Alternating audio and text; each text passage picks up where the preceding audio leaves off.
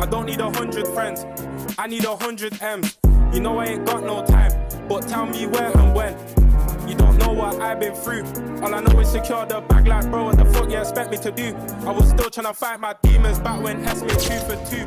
Trust me, you ain't built like that, my G can't walk one day, my shoe. Yo la mif, c'est Ken Dazoo. Bon les gars, aujourd'hui on va faire un test de Beast of Reincarnation, le nouveau jeu de Game Freak, voilà, un Souls-like qui s'inspire un peu de Bayonetta, de Nier, voilà, mais c'est Game Freak, c'est Pokémon qui le font, de Sekiro aussi, un gameplay très Sekiro. Franchement les gars, on va faire un gros test. Mais là en fait ce jeu, franchement il m'a bouleversé ce jeu, dans le sens que je ne sais pas par où commencer, parce que en fait c'est quand même... J'ai été surpris en fait les amis, parce que voilà, Game Freak qui sont connus pour les Pokémon, pour nous faire des jeux Pokémon dégueulasses avec des graphismes de GameCube, parce que c'est Nintendo, Nintendo a 20 ans de retard graphiquement parlant. Mais là, force est de constater que pour un Souls-like, c'est potable, c'est potable, on va en parler. Et je suis choqué de voir qu'ils ont réussi là où Stellar Blade a raté, là où plein d'autres jeux là qui ont essayé de singer les Souls ont raté. Déjà en fait il faut savoir que niveau graphique, on va parler directement des graphismes, le jeu, est-ce que je lui donne le point graphisme? C'est compliqué parce que les graphismes sont datés en fait. Le problème c'est que le jeu il est fauché en fait, c'est Game Freak, vous savez, Game Freak, ils ont des milliards d'argent, ils ont des milliards d'euros avec les cartes Pokémon, etc., avec les jeux Pokémon, mais les mecs te font des jeux qui datent d'il y a 20 ans quoi, des jeux datés. Mais force est de constater que là, en fait, ils n'ont pas pété plus haut que leur cul. C'est pas un monde ouvert, c'est un jeu beaucoup très couloirdesque en fait. T'es très dirigé en fait. Ça se concentre sur la narration, c'est ça que j'ai bien aimé. C'est des couloirs en fait, il faut le dire. Il y a quand même des zones un peu ouvertes, mais ça reste des couloirs.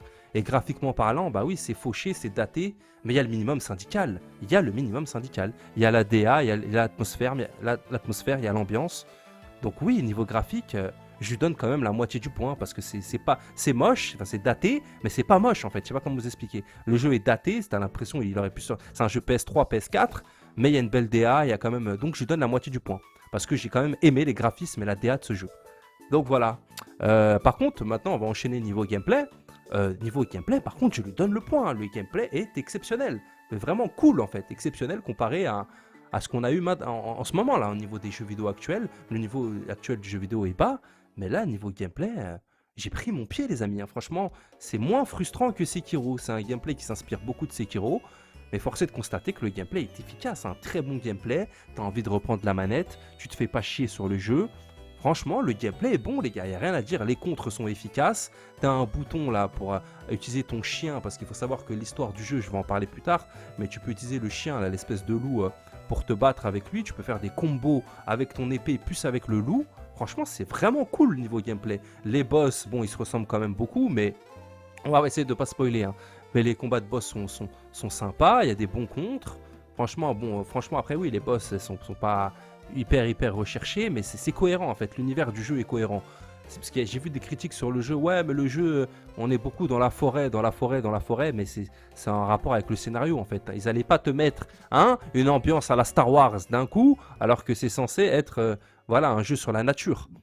Donc ouais, niveau gameplay, je lui donne le point. Clairement, le gameplay est très efficace. J'ai vraiment kiffé le gameplay. Donc je lui donne le point niveau gameplay. Allez, maintenant on passe au scénario. Et là, niveau scénario, aussi, force est de constater que Game Freak a fait le boulot. Le scénario, franchement, il est bien. J'ai bien aimé le scénario. C'est pas un truc qui vole super haut, mais c'est cohérent. Tu te fais pas chier, t'as envie de savoir la suite. T'as envie de comprendre pourquoi la meuf est dans ce monde. Pourquoi elle se trimballe avec un chien.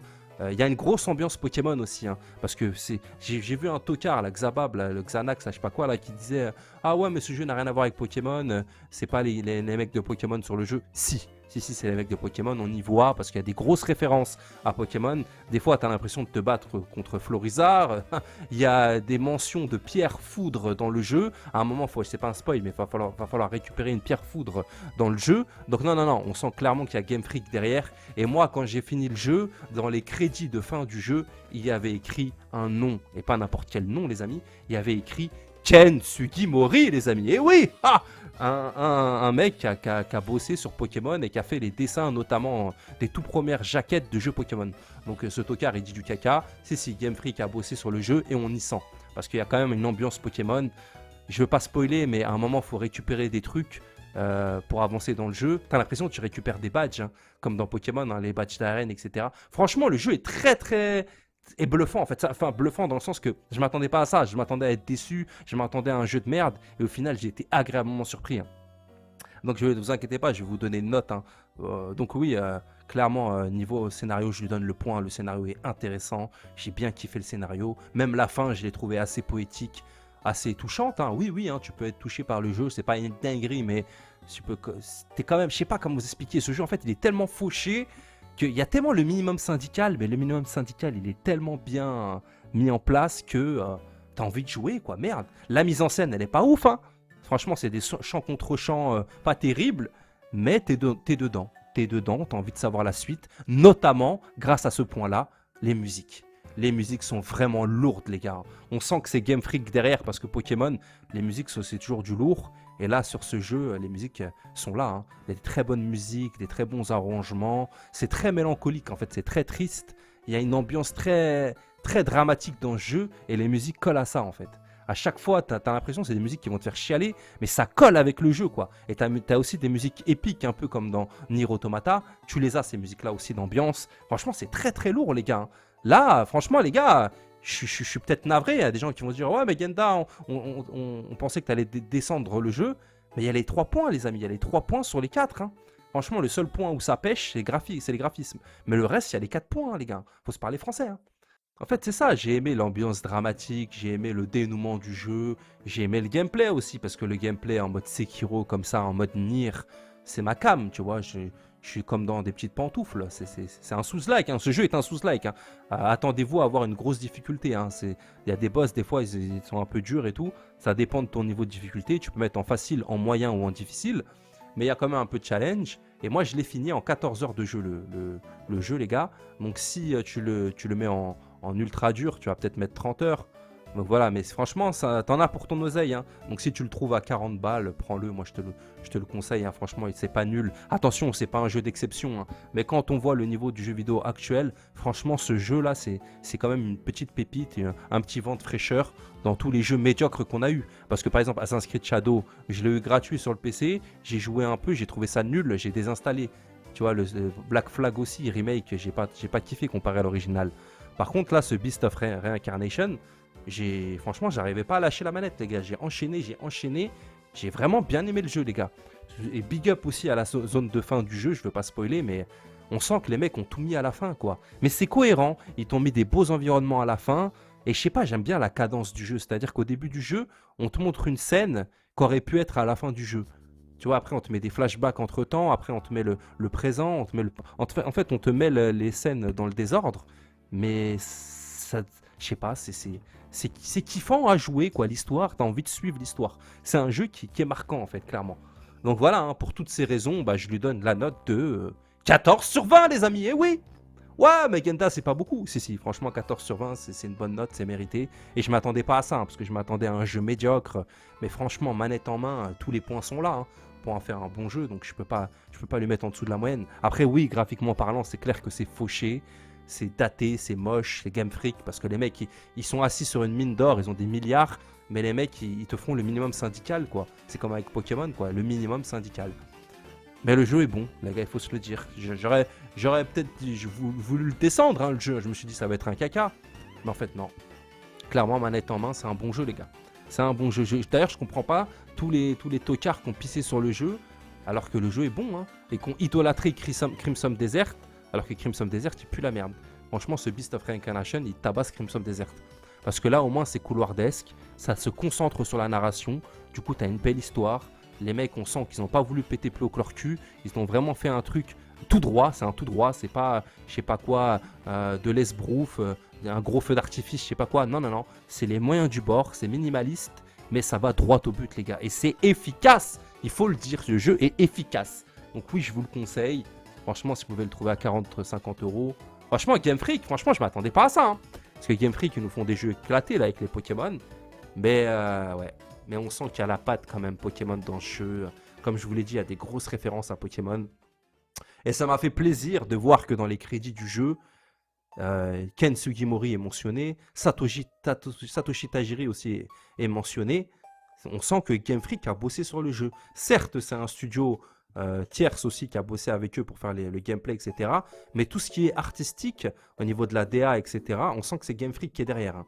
Et moi, vu que j'ai fait tous les jeux Pokémon dans l'ordre, je peux vous assurer qu'il y a une grosse ambiance Pokémon dans ce jeu. Après, oui, il y a aussi une grosse ambiance Nier, une grosse ambiance un peu, voilà, Sekiro au niveau du gameplay. Mais c'est vraiment une belle fusion de tout ça. Et force est de constater que le jeu est bon, les gars, hein. Franchement, je voulais vous faire une vidéo plus longue, etc. Mais à quoi ça sert? Franchement, tout est dit. 14 sur 20, bien mérité. Le schlag là, de Jeux Vidéo Magazine, là, ce tocard de Tamashias, Tamalou, là, je sais pas quoi, il a mis 12 sur 20. Ce gros vendu, alors qu'il met 18 sur 20 à Mario Tennis, ce gros schlag. Et il met 12 sur 20 à Beast of Reincarnation. Quel tocard, quel vendu. D'ailleurs, même sur Metacritic, hein, le jeu est mal noté. Je crois qu'il a 70 sur 100. Je ne veux pas dire qu'il mérite plus, mais quand tu vois que Metacritic, c'est des gros vendus, des gros escrocs, ils auraient dû mettre une meilleure note, hein. Mais bon, qu'est-ce que vous voulez qu'on vous dise? Ce jeu va passer à la trappe. Voilà, tout le monde a craché sur le jeu, donc voilà, hein. Tout le monde s'en bat les steaks. Je pense que le jeu va mal se vendre, alors que Game Freak a tenté un truc. C'est ça qui est triste. C'est pour ça que je valide et que j'apprécie, parce qu'on sent que Game Freak a pris des risques avec ce jeu. Parce que c'est quand même casse-gueule de nous faire un jeu un peu Nier, un peu Sekiro, Souls-like, etc. dans l'univers un peu post-apo, etc. C'est vraiment un peu casse-gueule, eux qui ont fait que Pokémon. Parce que Game Freak, ils ont surtout connu pour Pokémon. Pendant des années, ils ont fait que des Pokémon. Mais force est de constater que là, leur premier Souls-like, eh ben, c'est réussi, les amis.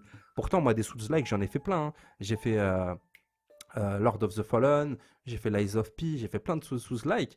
Et là, franchement, je le mets dans le top des Souls-like. Avec Lies of P, avec d'autres. Mais franchement, c'est validé. Clairement, c'est validé. Donc, foncez, je vous conseille le jeu. Prenez-le sur PC, malgré que voilà, il est un peu daté, c'est un peu moche. Et sur PC, ça fait le café malgré que c'est daté. Mais j'espère qu'il va pas sortir sur Switch 2. J'espère qu'il ne va pas sortir sur Switch 2 ce jeu. Parce qu'il sera infâme. Parce que déjà sur PC et sur PlayStation, il a du mal à. Voilà, hein, parce que c'est Game Freak derrière. Donc les graphismes, c'est catastrophique. Donc j'imagine même pas sur Switch 2 comment il va être moche le jeu, hein. En tout cas, voilà les gars, c'était Genda. Je vous conseille le jeu, franchement. Franchement, j'hésite à me le refaire. Là, j'ai vraiment bien aimé. En fait, et les musiques aussi, hein, les musiques sont vraiment lourdes.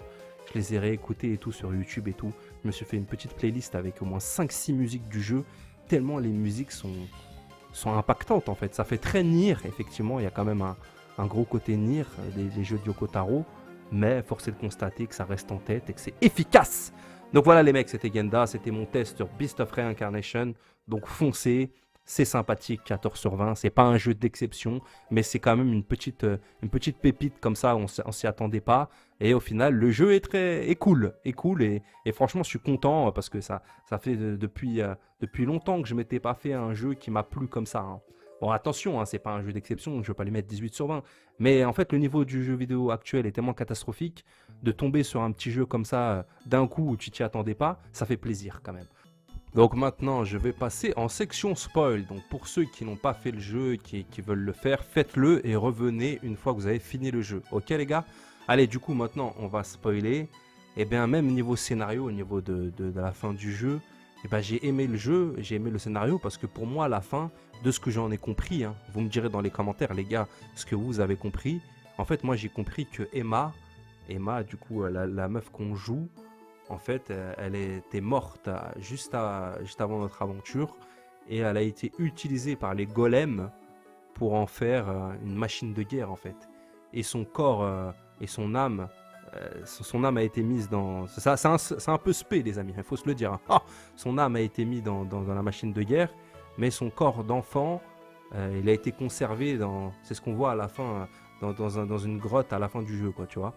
Et en fait, la fin du jeu, elle est stylée parce que on récupère le corps gamin de la meuf et on la ressuscite avec son âme. Et voilà, et en fait, elle vit sa vie pleinement, quoi, en gros. C'est un peu triste, un peu quand même, hein, parce que elle va rester bloquée dans un corps d'enfant, mais elle va quand même vivre avec sa pote Kagura, quoi. C'est pour ça que je vous ai pas spoilé le scénario et je vous en ai pas parlé. C'est vraiment un jeu qu'il faut faire le scénario, il faut pas se faire spoil parce que ça gâche tout, en fait, tu vois. Donc moi, voilà, moi je vois l'histoire comme ça. Après, peut-être que c'est pas comme ça, hein, qu'ils ont voulu nous faire comprendre l'histoire, mais moi je l'ai compris comme ça, quoi. Je l'ai compris que voilà, hein, elle récupère son corps et ça reste une gamine, mais elle a quand même ses souvenirs. elle fait sa vie, quoi, tu vois, dans le monde qu'elle a réussi à sauver. Mais il y a quand même eu des sacrifices parce que Braut, là, le mec qui était avec nous, là, le monsieur, le vieux, là, il est mort et tout, il s'est sacrifié. La meuf aussi, là, avec son katana rouge, là, Kunai, voilà, Kunai, elle est morte aussi pour la cause. Franchement, c'est poétique, hein. C'est un jeu qui va beaucoup chercher du côté du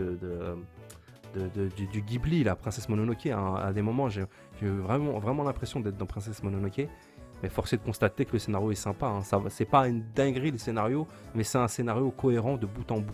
C'est pour ça que les gens se plaignent que oui, mais on voit que la forêt, la forêt, la forêt. Bah, c'est cohérent parce que justement, les fléaux là qu'on doit éliminer, bah, on les trouve que dans la forêt. Mais j'ai kiffé la fin parce que la fin, on se retrouve dans un espèce de laboratoire un peu futuriste. Et ça aussi, c'est cohérent parce que c'est la maison de l'administrateur, du boss, du vieux là, qui a organisé tout ça, qui a créé la bête de la réincarnation. Donc franchement, le scénario est cohérent. Là où Stellar Blade, le scénario, c'était n'importe quoi, c'est de la grosse merde, de la branlette intellectuelle pourrite. Là, au moins, le scénario, on le comprend. On le comprend et la fin est symbolique et la fin est sympa. Et les musiques, les gars, putain, les musiques, qu'est-ce que j'ai kiffé les musiques. Hein. J'aime trop l'ambiance dramatique, les musiques. Les musiques sont vraiment bien choisies, elles sont bien placées au bon moment. Malgré que ça soit fauché, t'arrives à ressentir tes émotions, malgré que le jeu est fauché, quoi. Il n'y a pas, tu vois, il y a pas des grandes cinématiques à la FF16, à la GTA, à la Rockstar. C'est vraiment le minimum syndical, mais le jeu arrive à te procurer des émotions. C'est ça qui est incroyable. Game Freak, avec de la merde, ils ont réussi à te faire un truc potable. C'est chaud quand même, avec un moteur graphique qui date, ils ont réussi à te faire une ambiance, une atmosphère. T'y crois en fait, l'histoire, tu y crois. Franchement, donc je comprends pas les critiques des gens sur les autres chaînes qui ont pleuré, je sais pas quoi. Non, non, le jeu est cohérent et le jeu est sympathique. C'est pas un jeu d'exception, c'est un jeu moyen bon, mais c'est quand même un bon jeu. J'ai apprécié le faire. Donc voilà les amis, ça c'était la partie spoil. Et voilà les gars, c'était Genda. Abonnez-vous et likez. Et voilà, je vous conseille le jeu et franchement, c'est un jeu qui m'a marqué. Hein. Je pense me le refaire. Ouais, franchement, foncez. Moi, je vous le conseille. Si vous aimez les jeux un peu comme Nier, les jeux comme Sekiro et tout, où il y a un peu de challenge et tout, avec des belles histoires et un bon OST, bah prenez-le, hein, parce que je pense qu'il va vous plaire. Donc voilà les gars, c'était Genda. Abonnez-vous et likez. Allez, ciao!